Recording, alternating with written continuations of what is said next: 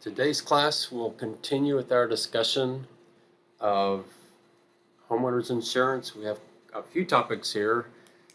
I think it's an interesting topic. There's a little bit of things that are a little tedious to get through a few details, but I think very interesting product, has its own little quirks, and then once we get through the policies and the different functions that are covered by this insurance, then we'll get into some special issues related to homeowners.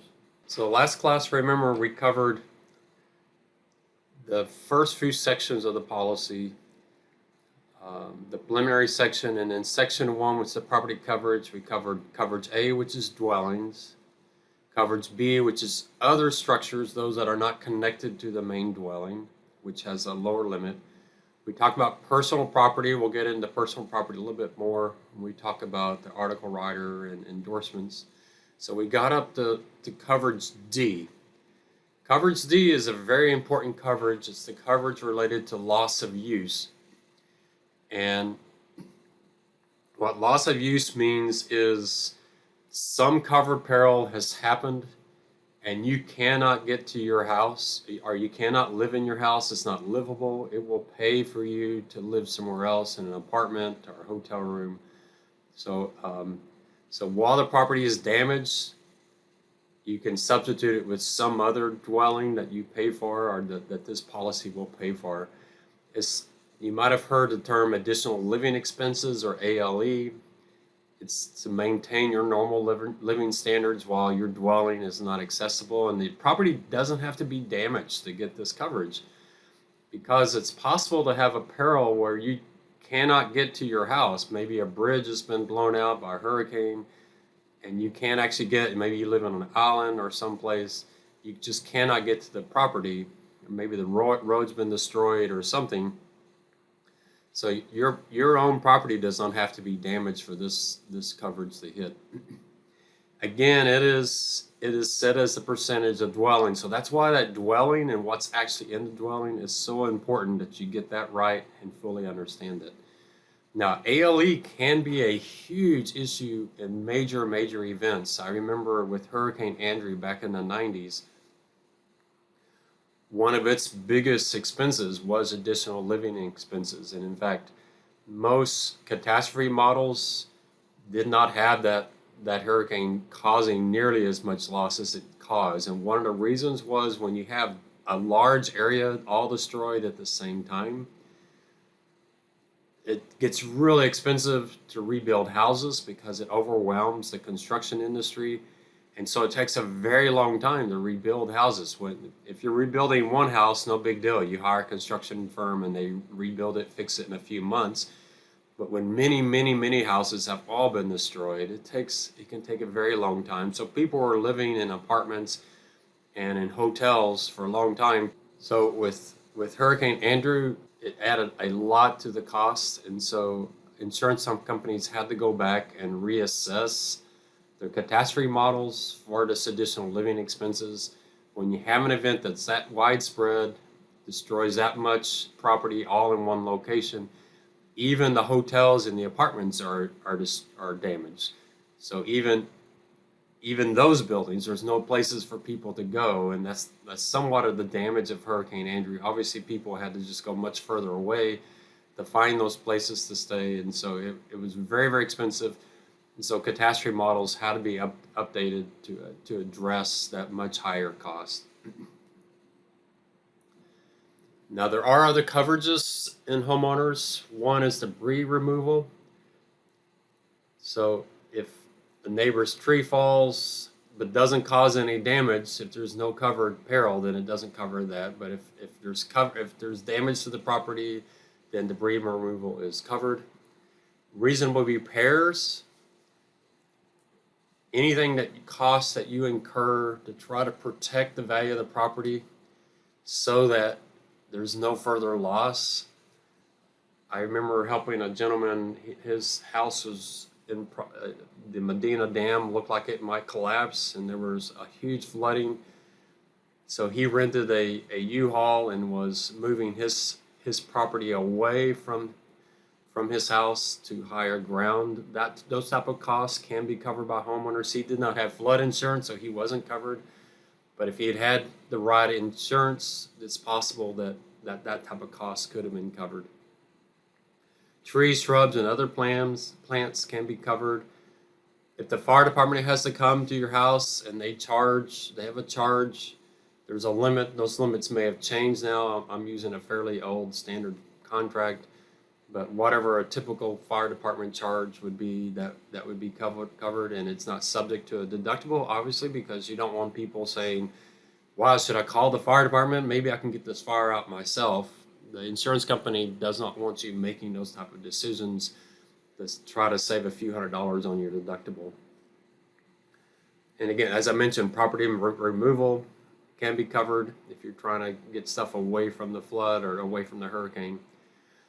There are coverage for things related to your financials. So credit card, electronic funds transfer, forgery, counterfeit money. These are covered, but however, there are a lot of morale hazard type of restrictions here. First of all, the limit is fairly low,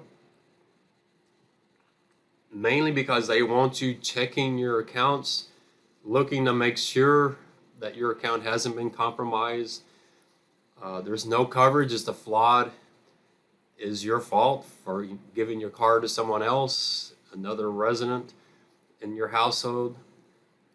And it depends on who's doing the activity, how many times they do it. So one person forges 20 checks, each for $100. That's $2,000.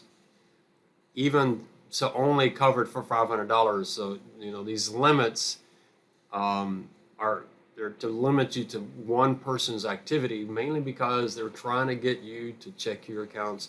I don't know if you check your credit card and bank accounts on a regular basis, at least once a week, just to make sure there's no fraudulent charges. Banks have gotten much better at this, sometimes almost too good, where they will email me that someone's using my card and they'll shut the card down. If I'm overseas and don't catch their email or their text in time, then I don't have a credit card, and it's hard to get them turned back on. So, but they are becoming more aggressive, sending emails when something hits my bank account, those type of things. My experience with credit card fraud is I've never lost money on credit card fraud because the bank always just cancels it. They just eat the loss. So I haven't had the issue, but you do get some protection with your homeowners on these types of risk. So I asked a question about what about identity theft? The actuaries I've spoken to have said identity theft is not a huge expenditure. It's mainly it's a hassle. There can be some legal costs and other things, but it's usually a very small cost. Usually once the identity theft is discovered, it's the banks and others that bear the loss, not you individually. So I know one actuary I was talking to, he thought identity theft should be covered by homeowners without any additional premium, because it was just such a small loss, and it gives people some comfort to know that they're covered. But this tends not to be as big of a deal, and it's mainly because if you're watching your accounts and someone forges a check or someone fraudulently uses your credit card, that's really the bank's problem. A forged check is the bank is supposed to have a signature card on file, and they're supposed to be checking your signature card. I know a bank called us because of fraudulent, or I found some fraudulent activity on a charity that I support, and the fraudulent check was so obviously fraudulent. It was just looking at it, you could tell it was fraudulent, and it made me so mad that the bank actually cashed this check. And we had to shut down our accounts. We had to go out to all our donors and the ones that were doing electronics, and they had to change. We actually lost some donors because of that. And the bank said if we didn't shut it down and create a new account, that they would no longer cover us for any other fraud on the account. But it was their fault for cashing this check that was so obviously fraudulent. There was typos, major typos in the check itself. It was just pretty obvious. We didn't incur any loss. It was their fault for not checking the signature card, but we did have the loss of having to shut the account down and create a new account. Those are not losses that that can be covered by insurance that the bank doesn't care about.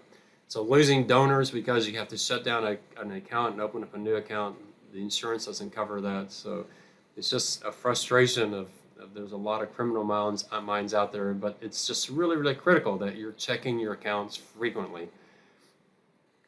Loss assessment can be important if you have a homeowners association and they may have some loss assessment. This is probably more important on the liability side, but it can be on the property side, where there's some property damage and maybe some central area that the homeowners association has, some group meeting areas, some park or something, there's damage, and they assess you for that covered loss. Glass or safety glazing materials are covered unless the property has been vacant. So there's no furniture, no fixtures. If it's unoccupied but has furniture and fixtures but no occupants, it can be covered. But anytime a house is just left vacant, windows tend to get rocks thrown through them and other things can happen. So anytime you have anything unusual going on with a piece of property, call the insurance company and just check and see what the rules are. It's better to call and talk to them than to try to sit down and read a long policy and figure the whole thing out. I mean, you might start by reading the policy, but just call and ask. The people you're talking to will know off the top of their head what you need to do. So there's the property section. 4 sections, A, B, C, and D, and then some other coverages that are there. There's a lot more than this. I'm keeping this fairly high level. There are a lot of exceptions and exceptions to exceptions, but usually pretty insignificant things that most of us don't worry that much about. Section 2, the liability section. The liability section is important. I don't know that many homeowner liability claims that I can think of. The biggest one is pets, especially dogs. Dogs create a lot of liability issue. There are things people do, playing sports or any kind of rough housing where they'll harm or injure someone. So there's those type of things.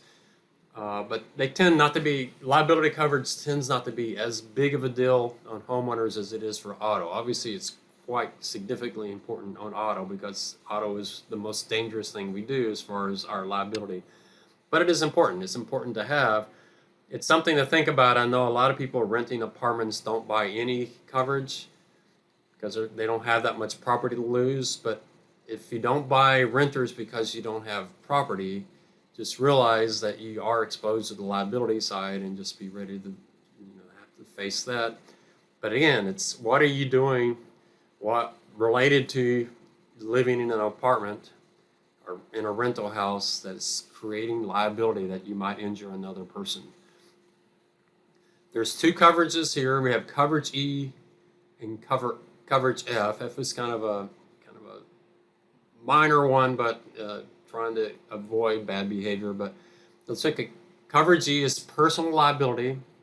It's protection against the consequences of damage to another person's property or to another person's body due to an occurrence of a covered event. So again, it has to be something that is covered. Bodily injury can mean harm, sickness, disease, including required care and loss of services as well as death. So property damage is physical damage and includes loss of use. You do get coverage for legal costs. So even if you're found not liable, you can get coverage. There are restrictions on that, so make sure you're comfortable with that. But legal costs do not reduce the overall coverage. So that's one of the things that's nice about the legal costs is you don't have to try to decide whether or not to hire a lawyer or not. But obviously you want to go to the insurance company and make sure they know what's going on.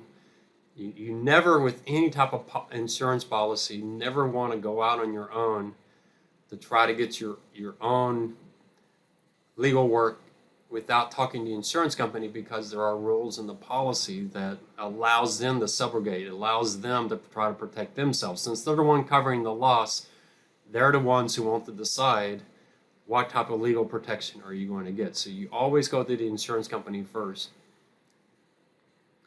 Um, so an occurrence is an accident including continuous or repeated exposure to substantially the same general harmful condition. So this is important, especially when you're talking about deductibles and limits and those type of things. So you always have to ask, was this one event or multiple events? Because that is going to affect how the limits in the policy and the deductibles are considered. There have been some famous cases asking the question if it was one event or multiple events. This is not related to liability, but the property damage. But with 9/11, there were debates about, was that one event or three different events? If you were somehow harmed, if a business was somehow harmed, there were two planes that hit the buildings, was that one event or two events? It's probably going to be classified as one occurrence, but that can be a debate that you have to take into consideration. It can be a big deal with liability as well as property. The insured is a name insured, a resident, relative, hired hands. So it's possible that you're getting liability protection even for people who are not technically insured by the policy. It's someone that is acting on your behest and they do something, and so you can get some coverage. If they're hired hands, you would hope if someone has a business that they have their own insurance, but it is possible if you've hired like the neighborhood kid to mow your lawn, it's possible you get some coverage there. Also, if that kid causes some damage to other people's property, it's possible that their homeowner's insurance policy would cover them. So, it's anytime you're involved with a business, it gets a little bit trickier. It also covers persons or organizations that may become legally responsible for while having custody of your animal or watercraft owned by the insured, unless that's their business.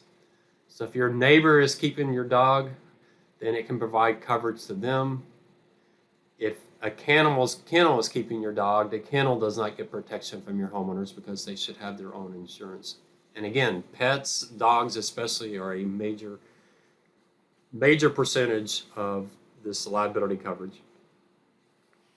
Now, coverage F is a very small piece, but coverage F is medical payments to others. And essentially what they're looking for here, let's say a neighbor is walking across your yard and they trip over your water hose, and they fall and they break something, they're really seriously injured. What your insurance company doesn't want you to do is think, okay, am I liable or not? Was I negligent? Can they sue me? I don't know. It seems like it was their fault. If I call the ambulance and it ends up not being my fault and being their fault, and now I've got to pay for the ambulance, and I don't want to do that. But then if it's my fault, then if I don't call the ambulance, the insurance company says, hey, don't worry about that. If someone's injured on your property and you might be liable, we will cover their medical payments even if you're found not to be liable. So that way you're encouraged, call the ambulance, get medical help as quickly as possible. Don't worry about whether you're liable or not. You're not admitting fault by calling the ambulance. So it's a morale hazard to get people to not act. Remember, we're worried about people changing your behavior because of the insurance. We don't want them to do that. We want them to do what's in the best interest. And most people probably aren't thinking like that. It's hard for me to think that people would say, hey, get my policy. You're with your neighbor sitting there writhing on the ground. That's the purpose of coverage F, a fairly minor coverage.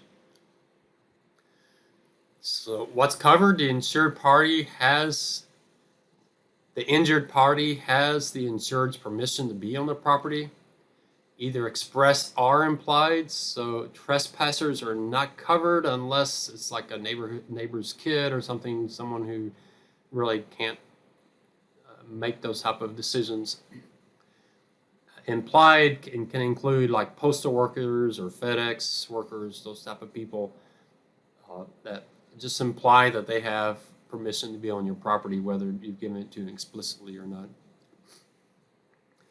The injured party doesn't have to be on the insured's property, but injury arising out of the condition at the insured's location or property immediately adjoining insured's location. So you trip over the water hose from the insured's house while walking on a public sidewalk, that would be covered. Injury not on insured property but resulting from activity performed by the insured, that is covered. So it's interesting. Homeowners covers a lot of things that you don't have to be at your home. So, number 2 is your water hose is on a public sidewalk but not on your property. There you're covered if someone trips over it. But also, if you're the human that causes the injury, you don't have to be on your property at all. It covers your liable acts anywhere in the world. Well, that your policy covers. There may be some countries that are excluded, but you're covered if it's due to your negligent activity. And we'll talk about negligence later in the class. A resident employee, when they're off premises, are injured by an insured animal. So your dog breaks out of the backyard and injures someone. I watch some of these TV shows, these legal programs where people are suing each other, like Judge Judy. I'm not a big fan of Judge Judy's program, but some of these others, I have noticed on Judge Judy, there have been several that were dogs attacking other dogs or attacking children or adults. And the big question is the negligence. That's what they have to establish. And again, we'll talk about negligence here, especially when we get in the commercial side. But a lot of times the dog gets off the property and attacks. So it's not even on the insured's property, but it's broken out. And then the level of negligence really comes down to how many times has that dog escaped before. I've seen some people with dogs. I'm a bike rider, and there's some dogs that I've had serious problem with where the owner knows the dog is a nuisance, knows the dog attacks people as they walk by, and they just let it continue. I keep track of those kind of things. I take a note and document it so that if I do see someone get injured by the animal, I can provide evidence to them. And we'll talk about that, negligence versus gross negligence, and when negligence can actually even become a criminal event, a criminal activity, because it's such a blatant disregard for other people's safety. There are exclusions to both E and F. Intentional injury. So if you intentionally cause harm to another person, that is not covered. Now, there's some debate on how intentional does the result have to be expected. So if you're playing football, obviously you tackle someone, that's an intentional act. And obviously someone can get injured if they're tackled. But if everyone's tackling and you've been doing it for years and very rarely people get injured, that's probably not intentional that you hurt someone. But it can be questionable sometimes. So usually if your intent was not to harm the person, but even though it was reasonable to expect some injury could happen, then you're probably okay, you're probably covered. Business activities, professional pursuits, if you're performing surgery in your house, that will not be covered. We'll talk about commercial and professional liability insurance later. Business engaged by the insured, and there's an expectation of monetary gain and a continuity of activity. That's not going to be covered. So hobbies should be covered.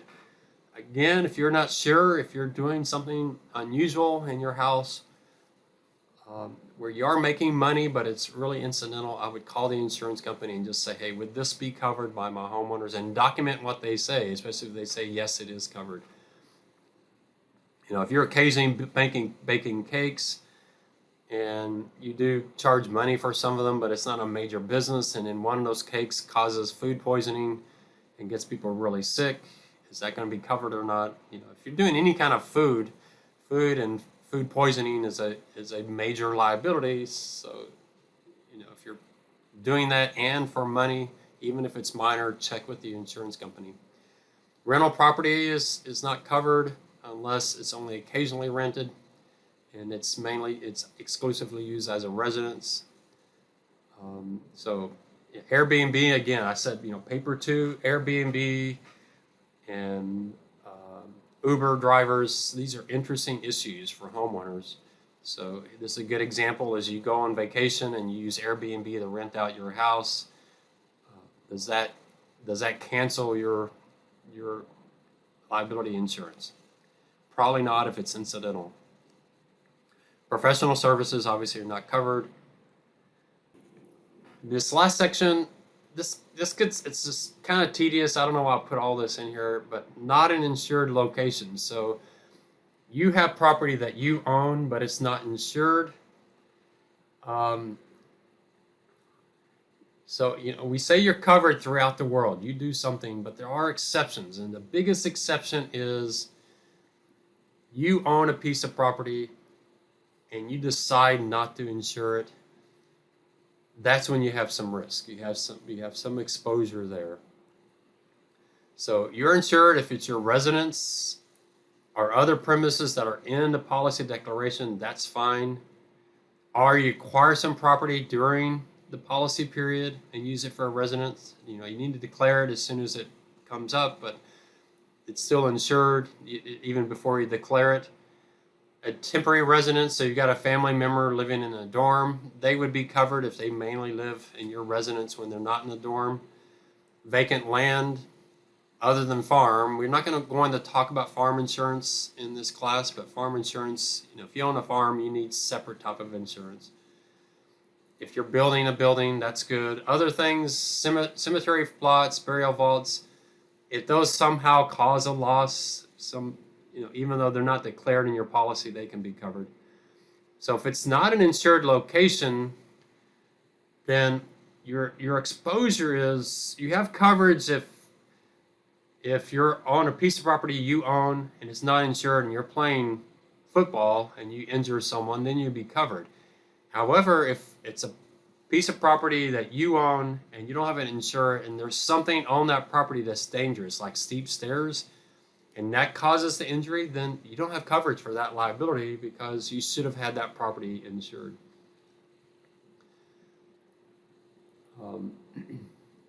These exclusions don't apply to a resident employee who is injured on an uncovered property if performing a duty for the insured.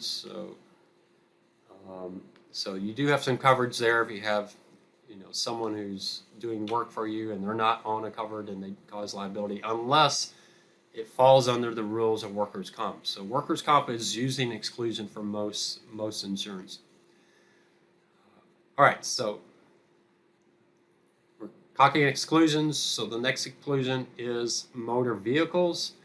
Obviously, motor vehicles are not covered under homeowners because they should be covered under auto insurance. And you have to be worried about the liquor liability. This is something, I don't drink, so this is not a big issue for me, and I don't have big parties in my house. But if you have parties in your house where people are consuming alcohol and then they leave your house, there is some huge liabilities there that you need to really check on. If you do those type of events, I would definitely call your insurance company and ask, why am I covered for it? Someone leaving your party drunk and causing serious damage, you have to stop and think. You should do that even without the consideration of the insurance, just from your responsibility as a member of society. So these are big issues. Sometimes it's better just not to do certain things because that risk is there, trying to figure out if someone is intoxicated or not leaving your party. So there are some things that are covered. So trailers that are not being towed, you have to think, how could a trailer not being towed actually cause a loss, someone tripping over it or whatever. But it can be an issue. Motorized land vehicles that are mainly for recreational use off of public roads. So that can provide some liability coverage from your homeowners. Motorized golf carts used by people playing golf, that can be covered. Liabilities from that can be covered from your homeowners. Other motor vehicles that are not subject to registration, like lawnmowers, wheelchairs. If you have a car in dead storage, the car is not being used, then so that can possibly be covered. Watercraft, if it's borrowed by the insured, it's covered. If it's owned by insured, you need to get your own liability for that watercraft. Aircraft, no coverage except for coverage for a resident employee if they're performing their duties, unless workers' comp would cover that. War is one of those exclusions for just almost all insurance. Communicable disease is not covered for transmission of disease. There are some cases where airborne diseases, if you're liable because you give someone the flu, this might be an interesting discussion with COVID-19. We had one student last class, she did an entire paper on COVID-19 and the implications for insurance, and it was incredibly comprehensive. She covered just about every single aspect of COVID-19 that could be there, and this is one of those things of infecting someone else, someone who doesn't wear a mask when they've been instructed to, or someone who doesn't follow restrictions, or goes to work knowing they're sick and gets everybody else sick. Is that covered by homeowners insurance? And those are the kind of things, boy, just you shouldn't do those kind of things anyway. It can be somewhat, especially with sexually transmitted diseases, of the moral hazard that's an intentional event. There's been some cases of people with serious diseases knowingly transmitting those to other people, then that would be intentional, and then your homeowners wouldn't cover that. Criminal activities are not covered. Physical, mental, or sexual abuse, those are considered intentional acts. And this can be really pretty serious if someone's doing daycare at their home and they're taking care of other people's kids, even if it's not for money, they're just doing it, and they're having people help them. Boy, that can be really dangerous, those type of events. You may not have coverage for that if it's considered to be a criminal event. Controlled substances, injuries from use, sale, manufacture, delivery, transfers, or possession will not be covered. And then again, workers' comp. Anytime workers' comp covers something, it's excluded from other insurance. Nuclear energy not covered. I'm not sure how you'd be liable related to nuclear energy. So not covered if it should have been covered under a nuclear liability policy. Unless you actually work in this area, I'm just not real sure how that would ever come up, but it's an exclusion. There are some exclusions that only apply to coverage E, which is the personal liability. So contractual liability, so we're talking about negligence, and we'll get into negligence later. Negligence is when you have liability that's not tied to a contract. So when you have a contract, contractual liability, you did not execute the contract correctly, you were a breach of contract, that is not something homeowners covers. In fact, the main reason for a contract is to assign liability when something goes wrong. And so the contract itself is saying who's responsible. So I would be real cautious when you sign your apartment lease. There's one apartment I stayed in only for 1 year because their lease was so horrendously written. They were transferring tremendous amount of risk to me that I just did not believe I should be responsible for. I actually rewrote the contract and gave it to them, and they refused it, and so they would not accept that. But part of their contract was if something was damaged in my apartment, even if it was the fault of my neighbor, that I would be liable for paying for that. And my opinion was, hey, if my neighbor is negligent and sets their apartment on fire because they left something burning on the stove, and that causes major damage to my apartment, I'm not going to be liable for that. They need to go sue that person who caused the fire. They shouldn't make me have to go sue them to cover me. So look at these contracts and see what you're covered for. So apartment lease can actually change the liability that's covered by your homeowner's policy. So just be real careful what you sign and what you read. You really should read your apartment lease. You cannot be covered for your own property. I don't care how negligent you are, you cannot be covered for your own property. So if you're not paying attention and you accidentally drive into your apartment, into your garage door and cause major damage, you cannot make a claim under the liability section of homeowners policy to cover that. Now, obviously, you can make a claim under the property side to cover it, and you have a claim on your auto insurance, and you have a claim on your homeowner's insurance for the property damage, but it's not a liability claim. You cannot be liable to yourself.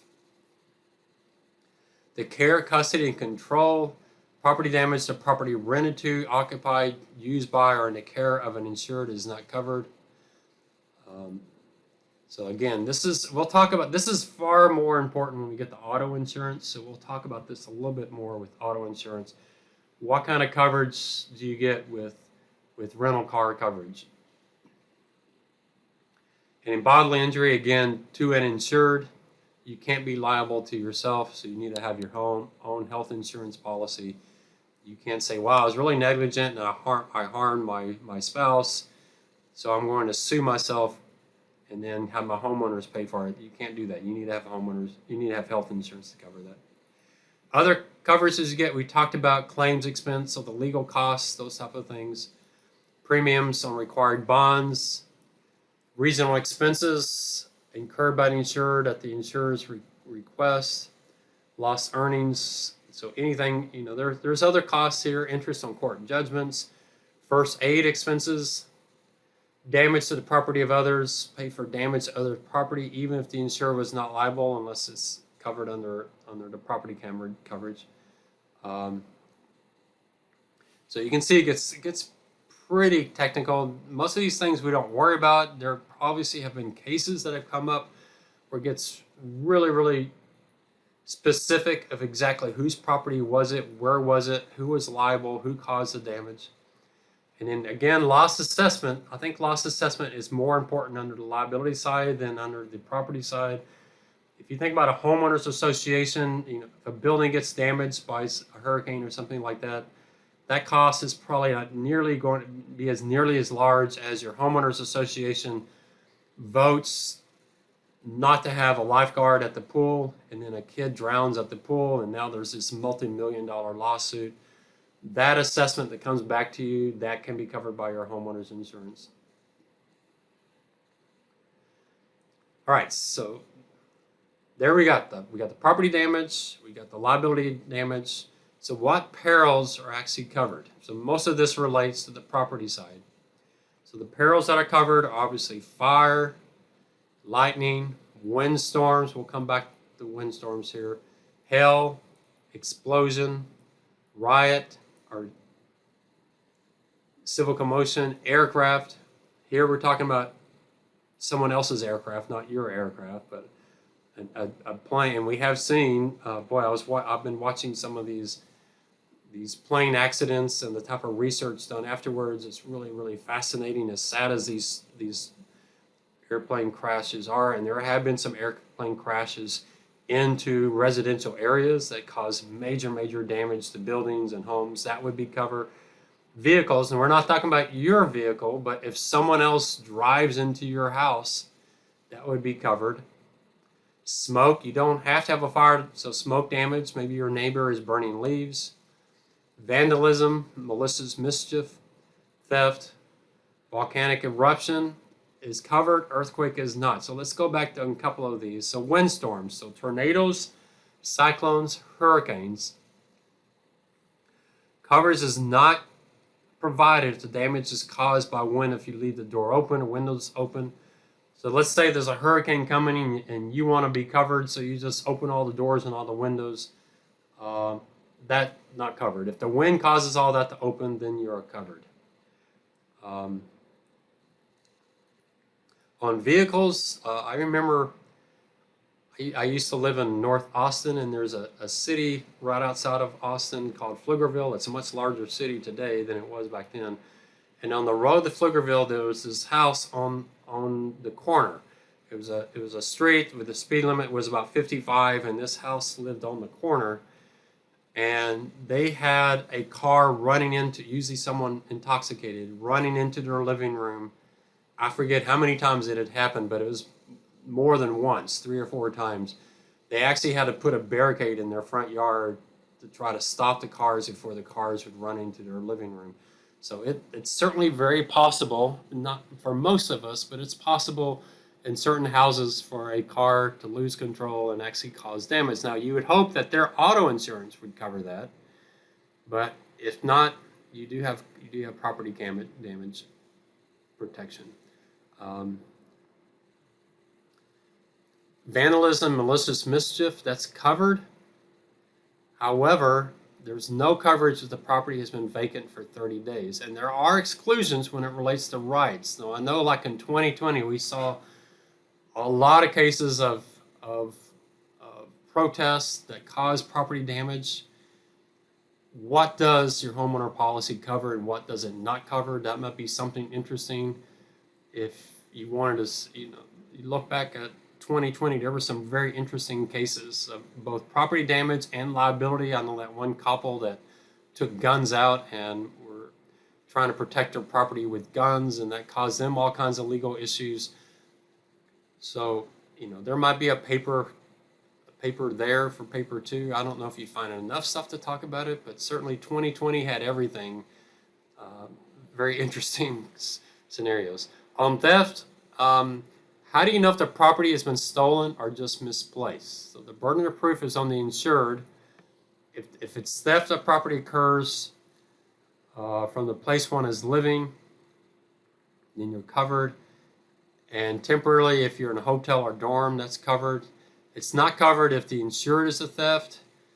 Material being used for construction, boy, that is a high theft issue. If you're building a house, I would definitely call your insurance company and talk through that entire issue, because there's a lot going on there. I don't sell insurance, so I can't give you the details there, but I just know a lot of people that have been building a house and have had a lot of stuff stolen from the construction site.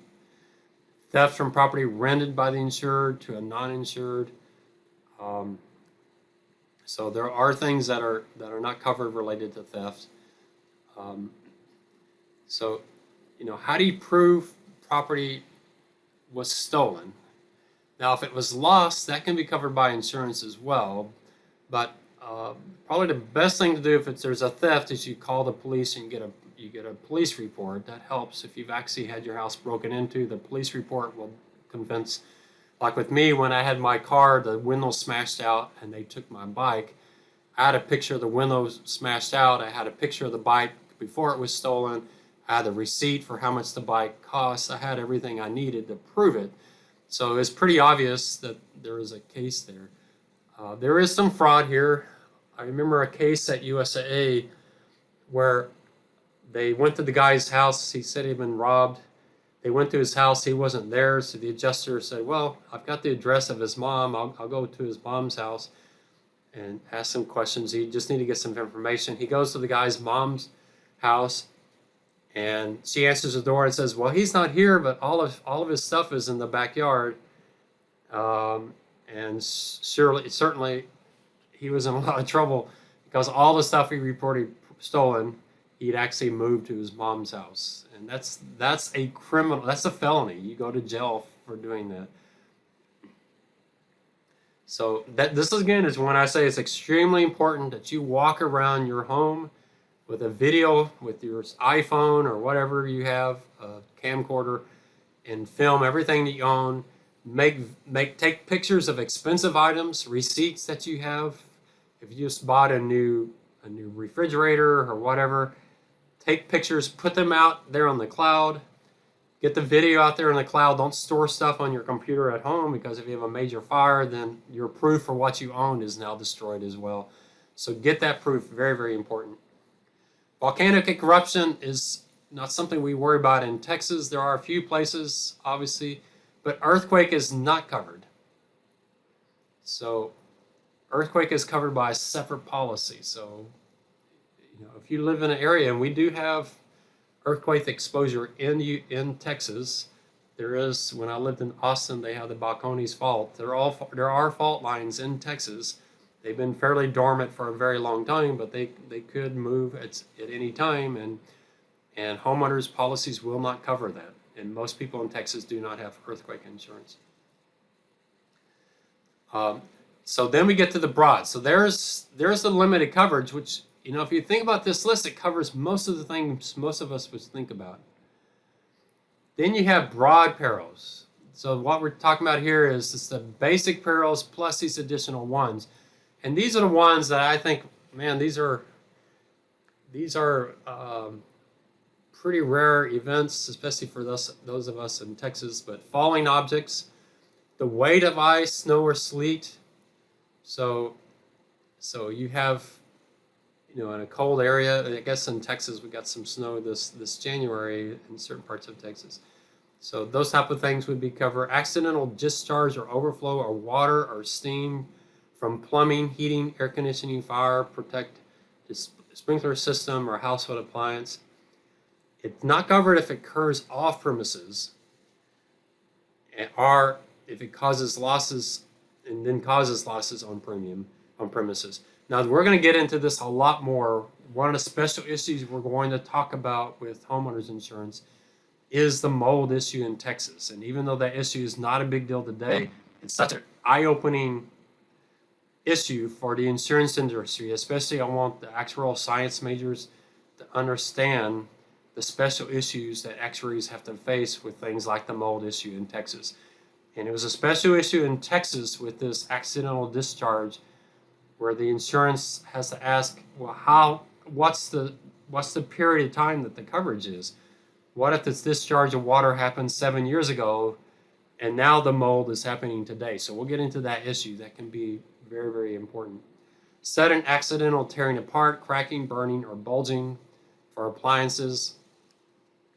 Freezing to those appliances. Sudden accidental damage from artificially generated electric currents.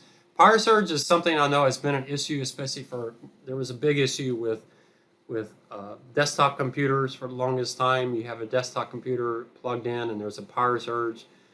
A lot of times the coverage is not nearly what you need. And computers have gotten so inexpensive now that I don't think people worry about it as much. The first computer I bought was an incredibly weak computer. It did not even have a hard drive. I forget how much RAM it had. I mean, it was just a ridiculously weak computer. I had to actually load DOS every time I turned it on, which y'all have never heard of that. And I had to load software every time I wanted to use the software. It was just terrible. That computer cost over $2,000, and I don't mean $2,000 in today's dollars. It was $2,000 in 1986, so in today's dollars it might be $4,000. So back then we worried about power surges because these computers are extremely expensive. Today you can get a computer for a few $100s, so it's not as big of an issue. But you might think about it: if you had a major power outage, what would happen? So if you have a lot of food in your refrigerator and that's expensive, then your homeowners could give you some coverage for that. What's excluded on the property coverage? Ordinance or law changes causing a loss are not covered. Earth movement, again, earthquake, mudslides, sinking, rising, shifting. Now we have had some sinking, rising, shifting in San Antonio. I know there's been some houses where the whole neighborhood is sliding down the hill because of really bad construction. Most of them are suing the actual construction companies for not doing their jobs. But yeah, there are things in San Antonio that may not be covered. So look carefully at the property that you're purchasing. You can add earthquake coverage. A fire, theft, or explosion resulting from an earth movement is covered. Water damage is not covered. So we'll talk about flood insurance here in a little bit. Power failure, losses not covered unless power failure occurs to lines on premises due to a covered peril. Neglect is not covered. You need to take care of your own property. I think we're going to talk, when we talk about the mold issue, I think some insurance companies were saying, well, that's neglect. They had a water leak and they didn't clean it up afterwards. They just let the mold expand and expand. I'll give you the industry side, and then I'm going to ask you to watch a video that gives more the personal side, and I think you'll see that the industry's argument may not be as strong as at least as what I used to think it was. War, again, is just not covered. It's just too widespread. Nuclear hazard is not covered on the property side, or liability side. And then intentional loss, you can't destroy your own property and get coverage for that. So how do we actually figure out how much coverage you get? What is the loss settlement, the valuation? So how much will you be paid if you have a loss? And there's two ways insurance covers losses. It can be cash value or replacement cost. Replacement cost is what you want. It's the better coverage. For auto insurance is going to be actual cash value. So if you buy a car, brand new car, and 4 years later you have an accident, they're not going to replace your car with a brand new car. What they're going to do is going to give you money to give you a 4-year-old car. Well, with cars, that's possible. So if you buy a brand new car and then you damage it when it's 4 years old, you can go out and buy a 4-year-old car. You can't do that with a house. With a house, if you have a 10-year-old house, you can't replace that house if it's been destroyed with a 10-year-old house. You have to replace it with a brand new house. So homeowners is predominantly covered, at least the property, the dwelling is covered with replacement costs. It's the cost to repair or replace. So it ignores depreciation, obsolescence. And so for real property, that's the norm. Now for personal property on your homeowners, that's usually actual cash value. So you have furniture that's destroyed or clothing, they're not going to give you a replacement cost, they're going to give you actual cash value. What you paid for it minus depreciation, wear and tear. So if you lost a 10-year-old clothes, they're going to give you the replacement, the actual cash value of the 10-year-old clothes. But the house itself, the dwelling itself, is covered by replacement costs, the cost to replace it. However, the insured must have a certain amount of coverage. So if you have a $500,000 house, but you only buy $100,000 coverage, your max, if the whole house is destroyed, you only get $100,000. But what if just one room is covered? And that catches on fire and it costs $100,000 to replace it. Well, you say, well, I'm fine because I have $100,000 in coverage and the room was $100,000 in loss, so I'm covered. But in this case, no, you're not. Because what the insurance company is going to say is you only had $100,000 of coverage on a $500,000 house, so we will give you 1/5 of the coverage because you should have had $500,000 in coverage. So even if the loss is below your limit, your loss may not be covered if you did not have enough insurance. So what the insurance company says is the insured should be covering at least 80% of the replacement cost of the house for them to get full coverage or any loss. You can get an inflation guard endorsement. I'm not sure exactly how those work, if it's just general inflation or the actual inflation of houses in your neighborhood, but that'd be an interesting thing to research. The max you can get is whatever you insured the house for. So if you got $400,000 insurance, the max you can get. But if you're only repairing parts of it, they will reduce your coverage if you did not have this 80%. I'll show you the formula in that. If the insured fails to meet the 80%, they'll give you actual cash value of the loss or the proportion that you should have been covered. So essentially what they do is say, okay, amount of the coverage carried on the property divided by 80% of the property value. So if the house was $400,000 and you only had $200,000 of coverage, then you have 200 over 320 because you should have had 320. 80% of 400,000 is 320. So you have 200 over 320. That's the most that you're going to be covered minus your deductible. So if the insured amount is 100,000 and replacement cost is 150, you had 100 80% of 150 is what, 120, so you get 83%. So if you have a loss, you get 83% of your loss covered up until you hit 100,000, and then you're not covered after that. If you have 100%, then 100,000 over 80% of 105. So if you have $100,000 coverage and your house is worth 105, that 100,000 over 80% of 105, that's 119%. So you can't be over 100. So you have 100% coverage up to 100,000.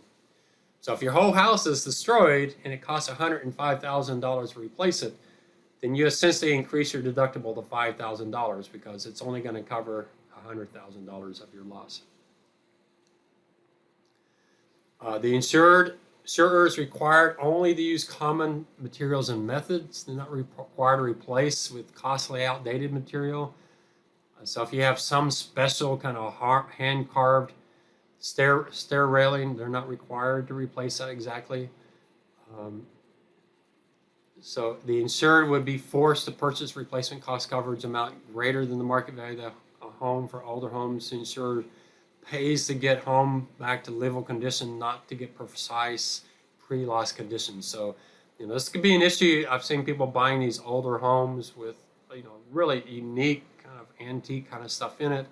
The insured is not required to replace that older material. What are your duties after you've had a loss? This comes back to this morale hazard. Obviously, you have to tell the insurance company. If you had theft, you call the police department. It is not fun to do. This is one area with police services. I wish police departments cared more about theft, but they just don't care. I've had theft a couple of times, and the police, they just do not care. I remember on my bike, I had to get a police report. I called the police department to get my report, and whoever that was on the phone, he hated his job. He hated me. I was irritating him just because I was calling, even though this is something that I needed to get done for my insurance. There was one point I couldn't hear what he was saying, so I asked him to repeat himself, and boy, he was so huffy and really patronizing to me. So you got to do it. You got to get the report, and the police department, they hate that service they're providing. I don't know if there's a better way they could do it. They're not going to no. There was a lot of theft in my neighborhood, and they didn't care. They weren't going to do anything about it. So it's just one of those things where you just got to do it. Call the police, get the report. They may not like talking to you because they have to do it so much, and it's probably just the volume. The poor guy, just the volume he's having to face every single day. It's probably not a very thankful job. It's probably a pretty thankless job. You got to notify the credit card company if your card's been stolen or lost. Get it shut down as fast as possible. Protect the property from further loss. Have an inventory of losses. Again, make sure you've got that prepared in advance so you can quickly go and see exactly what's been taken or what's been lost. You got to file a statement of loss within a certain number of days. If the property's been damaged, the insurer has the right to come and inspect the property. Provide documents or records, proof of ownership, make sure you have those, and you might have to go to court and submit something under oath.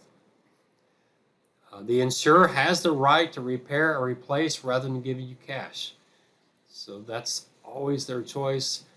I remember one case that USAA had, this person had a painting that was an original painting, artwork. I don't remember if it was stolen or lost in a fire or what, but USAA was, the artist was still alive, and rather than giving them the cash value for the painting, they actually found the artist and asked him if he would paint a new painting, and he agreed to do it if USAA paid for them.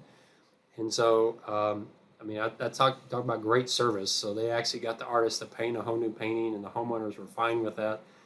And they got their painting replaced that way. So, the insurance company has, that's why you have to look at your insurance contract. I know some people say, just give me the cash, but the insurance company is not always required to just give you the cash. They have the right to repair or replace. If you have a mortgage, the insurance company is not going to cut the check to you. They're going to cut the check to the mortgage bank. All right, so I'm going to stop it there. There's one video. The videos I want you to watch after this class There's a special class. There's 3 videos, and they go a little bit longer than an hour. So I'm going to keep a couple of our classes maybe 5 to 10 minutes short. So we'll start here next class and get into some of the endorsements you can add to your policy.